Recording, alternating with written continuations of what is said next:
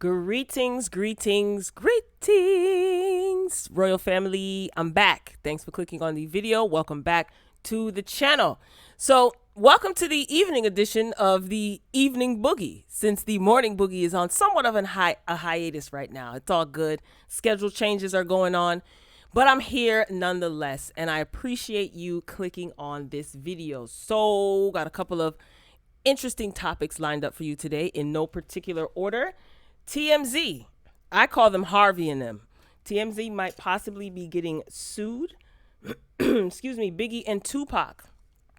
They came up in the news the other day. There's actually going to be an auction of some of their items in New York City.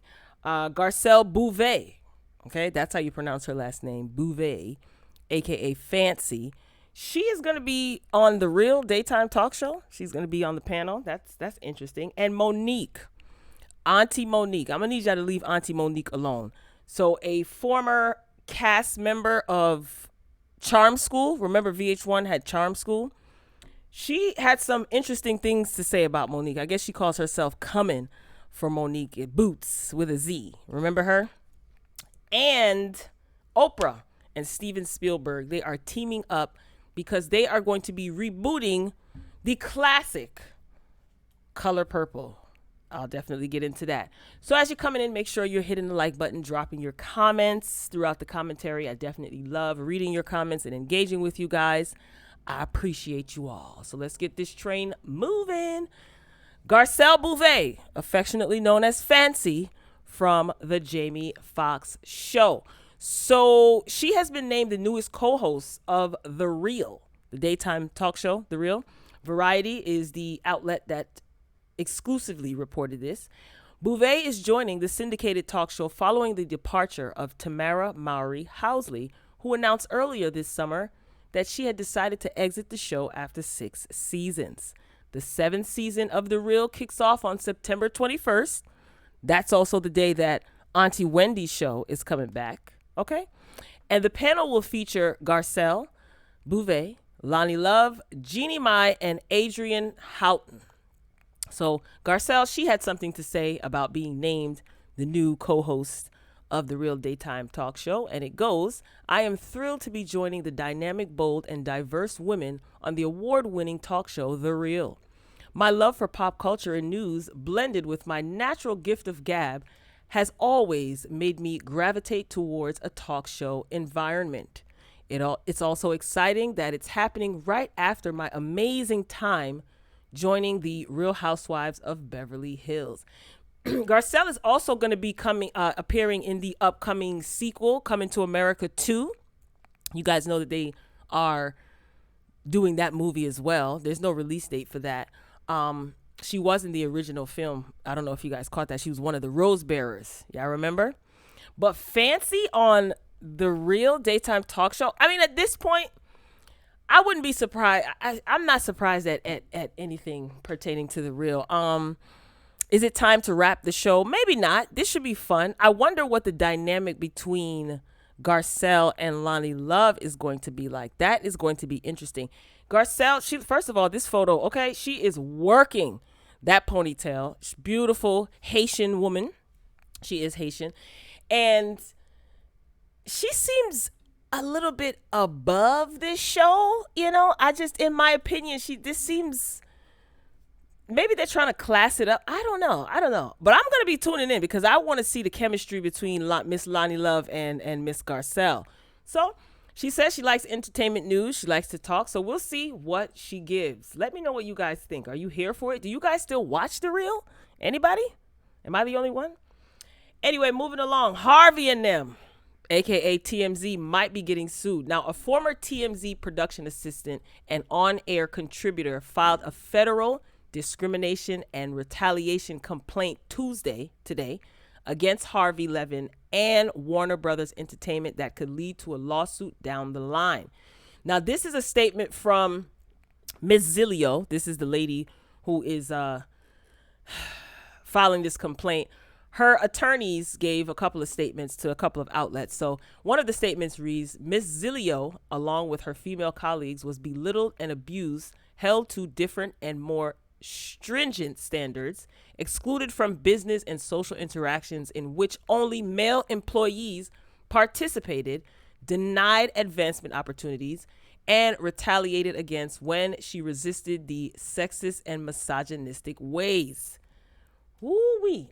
And these are the claims that are coming from this former employee. Her name is Bernadette Zilio. And this is crazy, right?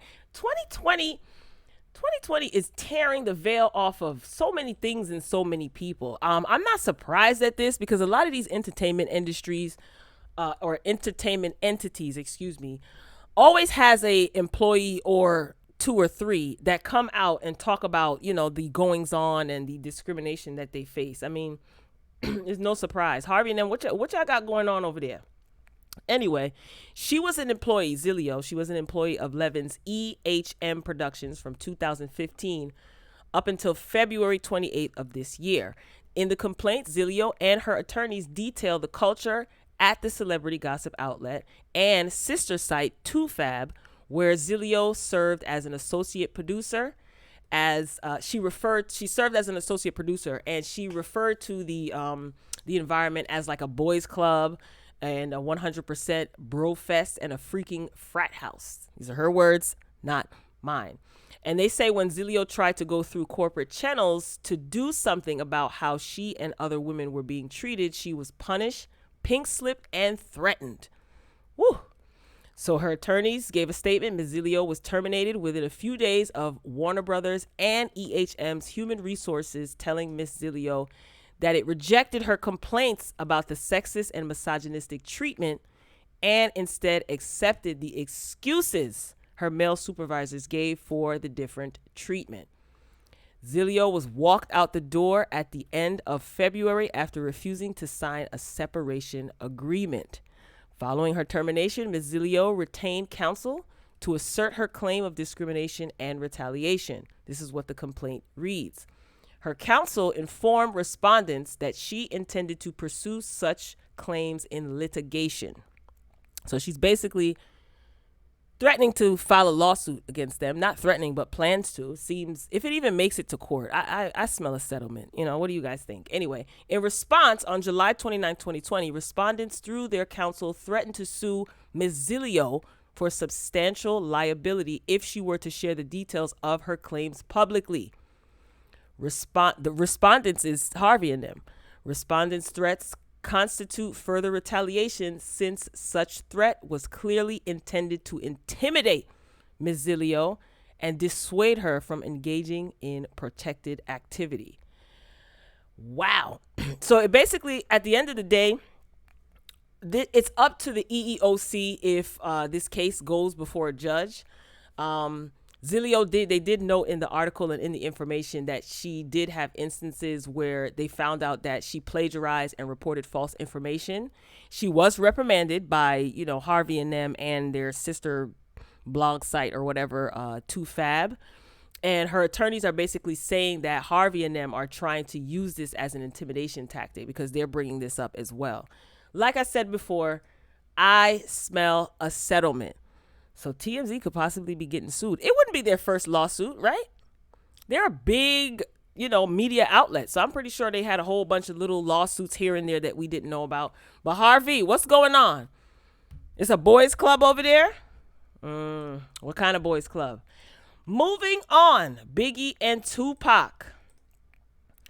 I just still am unsettled about the passing of my cousin Christopher Wallace. He's not my cousin, but in my head he is. Anyway, the rappers Notorious B.I.G. and Tupac Shakur are being united for the first time ever since their passing. But what's going to happen is, not literally, that's just figuratively, I'm being dramatic and extra. Anyway, there's going to be this is the first ever hip hop dedicated auction at a major international auction house. So bidders will be able to compete for the crown, literally, worn and signed by the Notorious B.I.G. during a 1997 photo shoot held 3 days before his life was taken in Los Angeles. They'll also get to bid on an archive of 22 autographed love letters written by Tupac Shakur at the age of 15 to 17 to a high school sweetheart. Now, well, love letters though?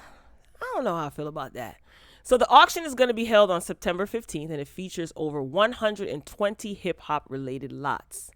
The items can be viewed in person. Reservations are required during the pandemic. This is going to be in a New York City, like a auction house. Sotheby's.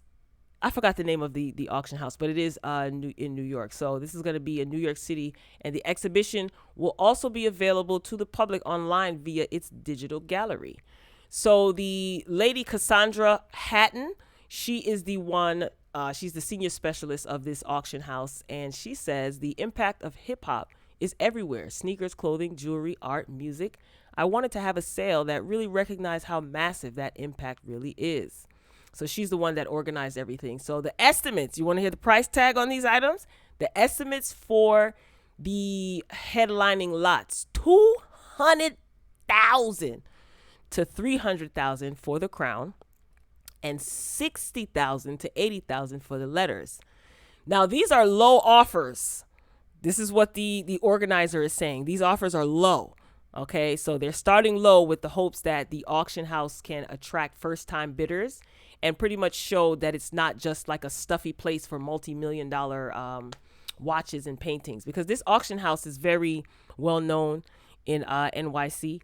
So this is going to be the first time that they're holding any sort of hip-hop memorabilia auction type event at this particular auction house. So the crown, it's actually been in possession by the Baron Claiborne, the photographer. It's been in his possession since he actually photographed Biggie for the cover of Rap Pages magazine. So this is an iconic photo of Biggie wearing the crown.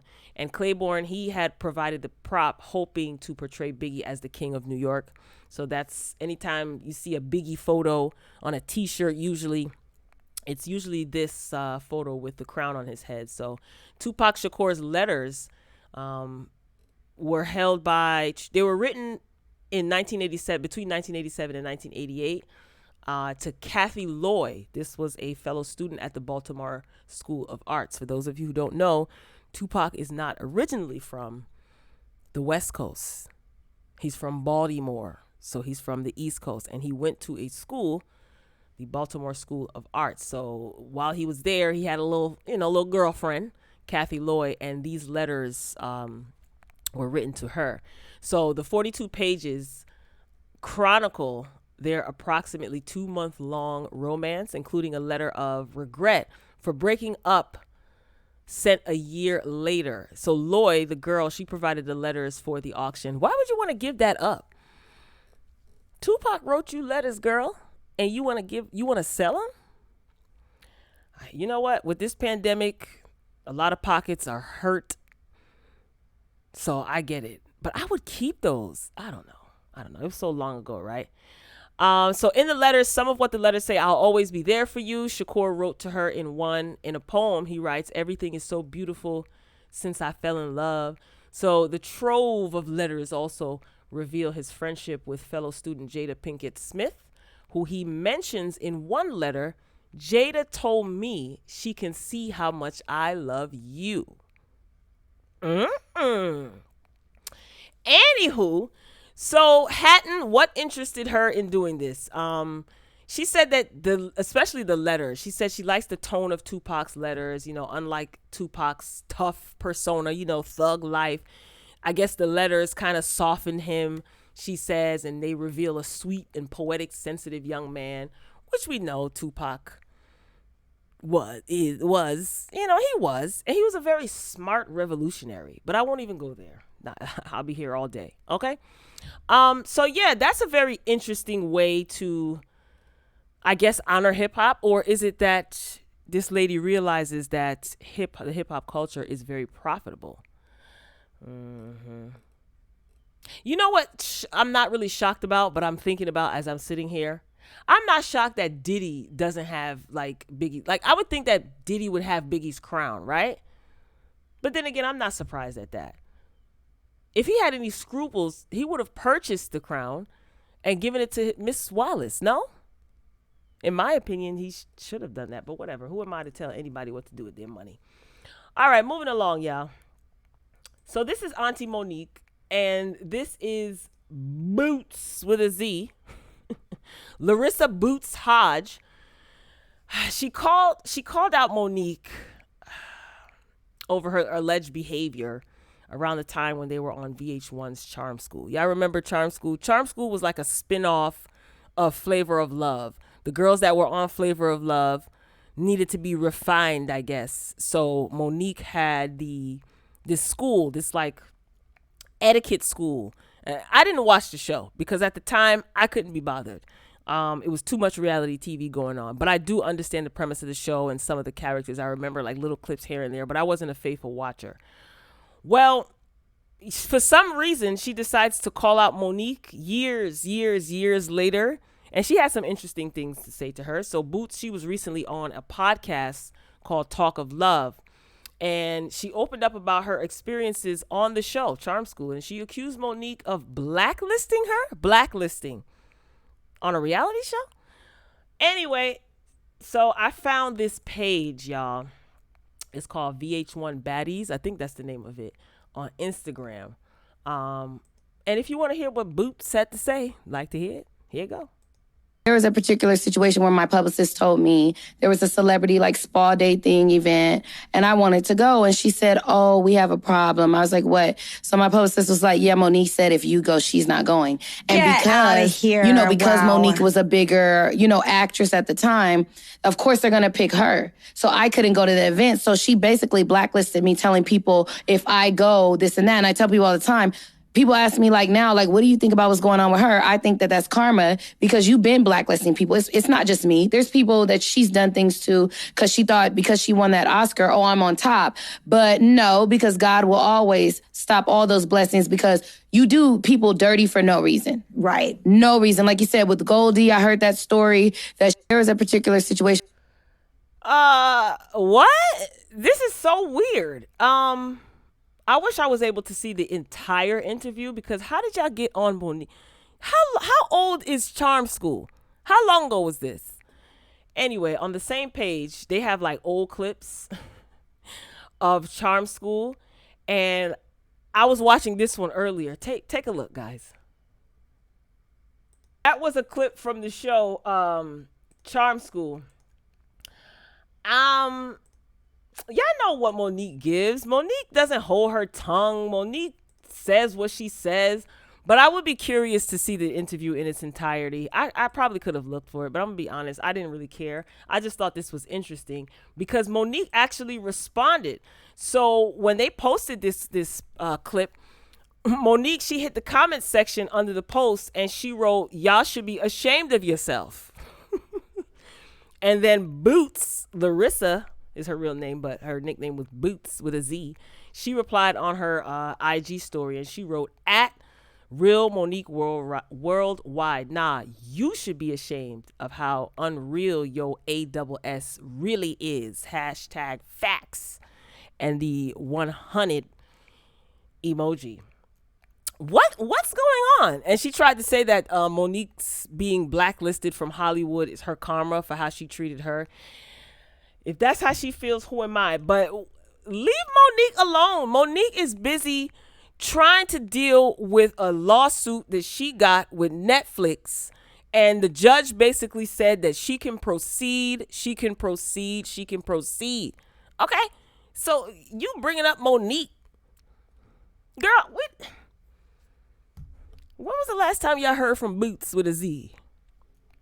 Leave Auntie Monique alone. And what transpired with Monique being blacklisted and stuff like that, is that her karma? I don't know, but even if it is, who cares? Monique is doing big things over here for the black people. Speaking of Oprah,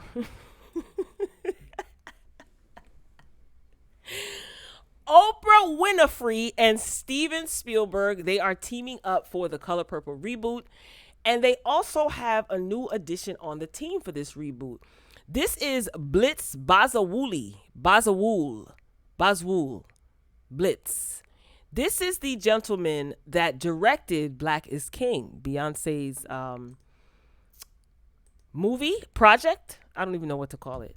But he says that he is so honored to reimagine Alice Walker's classic novel, The Color Purple, for a new generation.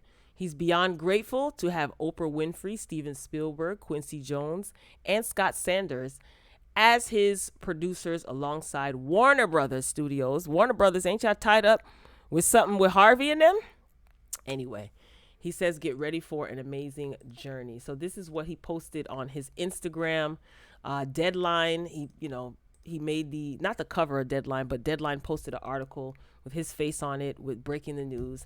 Oprah, she also posted on her stories. Oprah probably got somebody running her IG page. I said, what? Let me find out Oprah know how to use IG.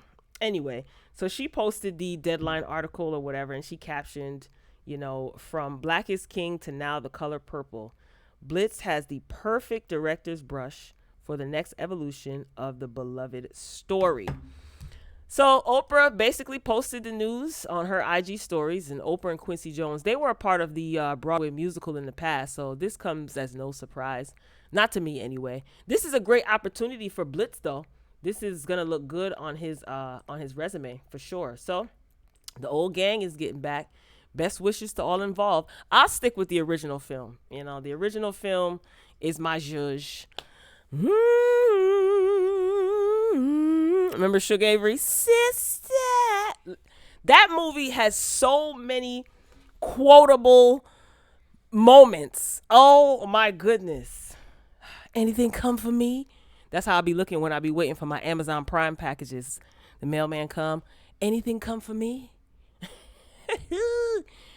Shout out to The Color Purple. Man, that's a classic. Sister. All right, let's move it along. This is the last and final thing that I will say before I end the video. 19 years ago today, singer, actress Aaliyah, she departed this world. May she continue to rest in peace. Let me tell you something. This album, One in a Million, I wore this CD out so bad. Like, it just was scratched up, peeled up. This was my jam. And no, One in a Million is not Aaliyah's first album, but this is the one that counts in my book. No shade. She had hits on her Age Ain't Nothing But a Number. But this right here, this was like a revamped Aaliyah. Timbaland was all over this album, and I'm here for it. The song and video, Are You That Somebody? Y'all remember that? Just going down memory lane. That song and video will forever be a part of the soundtrack of my life. The choreography, as well as Timbaland's magic touch, was epic, epic, epic. I also like the song that she did with DMX, Back in One Piece. I love that song. More Than a Woman, love that video and that song. Rock the Boat still goes hard for me to this day. So, may Miss Aaliyah continue to rest in peace. She definitely is a iconic figure, in my opinion, in R&B, and she changed the game. That choreography in Are You That Somebody? That was from the Nutty Professor soundtrack? I think it was from the Nutty Professor soundtrack. If I'm wrong, correct me. But that video, I tried to learn that choreography back in the day. But this album, One in a Million, oof. I wore that CD out. Shout out to Columbia House. Y'all remember Columbia House? Woo! But what I want you to do is drop down in the comments and tell me your favorite Aaliyah song or Aaliyah moment. Don't be shy. Be sure to like the video on your way out if you haven't done so already. Hit that subscribe button. We would love to have you join our discussions over here with the royal family. I want to shout out all of the new subscribers. Welcome to the channel. All of my existing subscribers, love you lots. Thanks for holding it down. Royal family, that's it. That's all I got. This concludes this episode of the Evening Boogie. But I'm signing off, and I can't wait to read your comments and all that good stuff. I don't think I'm missing anything else. I'm done with the church announcements. All right, that's it. It's a wrap. Until next time, peace.